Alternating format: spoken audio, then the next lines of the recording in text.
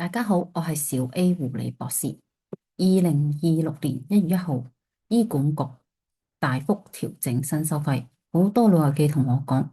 普通門診加到150蚊，急症室仲要加到400蚊，病都唔敢病啊！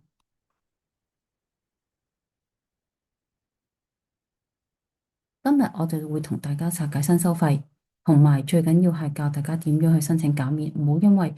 錢而延遲治療。大家睇下呢張表，普通門診由50蚊加到150蚊，最誇張嘅係專科藥費，以前15蚊可以攞到16個禮拜藥，而家要20蚊得4個禮拜藥。長期病患者負擔大咗好多，但係記住急症室如果喺你病危或者危殆嘅時候，佢係唔會收你錢嘅。好啦，我哋有第三層安全網去睇下究竟邊啲人可以豁免。第一就係如果你攞緊綜援或者係75歲以上領緊長者生活津貼，你係自動豁免嘅。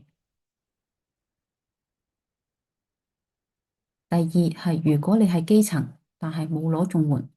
就要揾醫務社工。2026年新制放寬咗資產上限，連申請公屋嘅水平嘅家庭都有機會減免，仲有唔夠文件嘅可以先申請臨時減免，以解燃眉之急。第三層就係2026年全新嘅10000蚊封頂，不論貧富，只要你喺1年內睇醫生，睇到過咗10000蚊之後就全免㗎喇。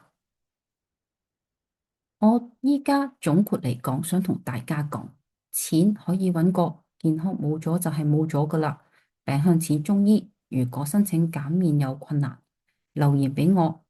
咁記得記住訂閱我哋，我哋下次見啦。